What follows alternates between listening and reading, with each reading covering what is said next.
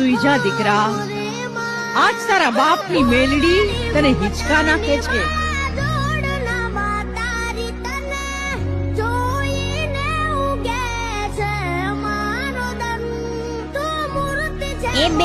એ બેના ક્યાં છો તું? મને કોણ હિંચકા નાખે છે? એ બેન, મારા રમકડા ક્યાં? મારા બાળા રાજાને રમકડું જોઈએ.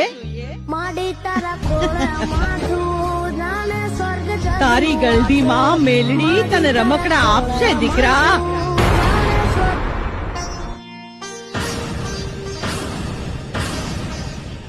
આજ દીકરીની અરજ સુણી માં મેલડી રમકડું બની ગઈ.